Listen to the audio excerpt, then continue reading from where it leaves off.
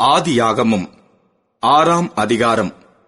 மனுஷர் பூமியின் மேல் பெருகத் துவக்கி அவர்களுக்கு குமாரத்திகள் பிறந்தபோது தேவகுமாரர் மனுஷ குமாரத்திகளை அதிக சௌந்தரியமுள்ளவர்கள் என்று கண்டு அவர்களுக்குள்ளே தங்களுக்கு பெண்களை தெரிந்து கொண்டார்கள். அப்பொழுது கர்த்தர், என் ஆவி என்றைக்கும் மனுஷனோடே போராடுவதில்லை, அவன் மாம்சந்தானே, அவன் இருக்கப் போகிற நாட்கள் 120 வருஷம் என்றார். அந்நாட்களில் ராட்சதர் பூமியிலே இருந்தார்கள். பின்பு தேவகுமாரர் மனுஷ குமாரத்திகளோடே கூடுகிறதினால் இவர்கள் அவர்களுக்கு பிள்ளைகளை பெற்றபோது இவர்களும் பூர்வத்தில் பேர் பெற்ற மனுஷராகிய பலவான்களானார்கள்.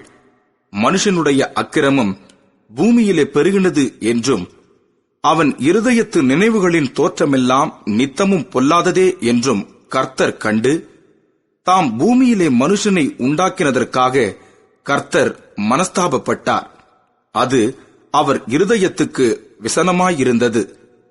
அப்பொழுது கர்த்தர், நான் சிருஷ்டித்த மனுஷனை பூமியின் மேல் வைக்காமல் மனுஷன் முதற்கொண்டு மிருகங்கள், ஊரும் பிராணிகள், ஆகாயத்து பறவைகள் பரியந்தமும் உண்டாயிருக்கிறவைகளை நிக்கிரகம் பண்ணுவேன்.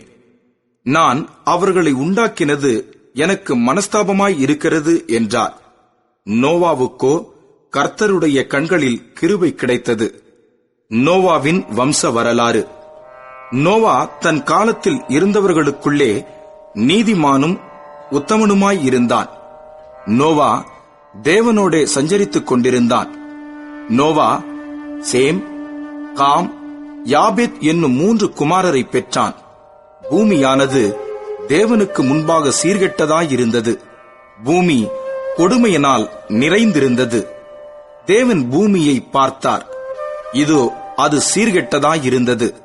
மாம்சமான யாவரும் பூமியின் மேல் தங்கள் வழியை கெடுத்துக் கொண்டிருந்தார்கள். அப்பொழுது தேவன் நோவாவை நோக்கி, மாம்சமான யாவரின் முடிவும் எனக்கு முன்பாக வந்தது. அவர்களாலே பூமி கொடுமையினால் நிறைந்தது. நான் அவர்களை பூமியோடும் கூட அழித்து போடுவேன். நீ கொப்பேர் மரத்தால் உனக்கு ஒரு பேழையை உண்டாக்கு. அந்த பேழையிலே அறைகளை உண்டு பண்ணி அதை உள்ளும் புறம்புமாக கீழ்பூசு. நீ அதை பண்ண வேண்டிய விதம் என்னவென்றால், பேழையின் நீளம் 300 முழமும் அதன் அகலம் 50 முழமும் அதன் உயரம் 30 முழமுமாய் இருக்க வேண்டும். நீ பேழைக்கு ஓர் ஜன்னலை உண்டு பண்ணி மேல்தட்டுக்கு 1 முழ தாழ்த்தியிலே அதை செய்து முடித்து பேழையின் கதவை அதன் பக்கத்தில் வைத்து கீழ் அறைகளையும் 2ஆம் தட்டின் அறைகளையும் 3ஆம் தட்டின் அறைகளையும் பண்ண வேண்டும். வானத்தின் கீழே ஜீவ சுவாசமுள்ள சகல மாம்ச ஜந்துக்களையும் அழிக்க நான் பூமியின் மேல் ஜலப்பிரளயத்தை வரப்பண்ணுவேன்.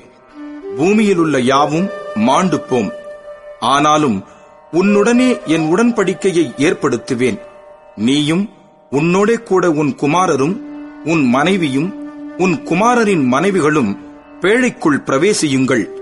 சகலவித மாம்சமான ஜீவன்களிலும் ஆணும் பெண்ணுமாக வகை ஒன்றுக்கு ஒவ்வொரு ஜோடு உன்னுடன் உயிரோடே காக்கப்படுவதற்கு பேழைக்குள்ளே சேர்த்துக்கொள். ஜாதி ஜாதியான பறவைகளிலும் ஜாதி ஜாதியான மிருகங்களிலும் பூமியிலுள்ள சகல ஜாதி ஜாதியான ஊரும் பிராணிகளிலும் வகை ஒன்றுக்கு ஒவ்வொரு ஜோடு உயிரோடே காக்கப்படுவதற்கு உன்னிடத்திலே வரக்கடவது. உனக்கும் அவைகளுக்கும் ஆகாரமாக சகலவித போஜன பதார்த்தங்களையும் சேர்த்து உன்னிடத்தில் வைத்துக்கொள் என்றார். நோவா அப்படியே செய்தான். தேவன் தனக்கு கட்டளையிட்டபடியெல்லாம் அவன் செய்து முடித்தான்.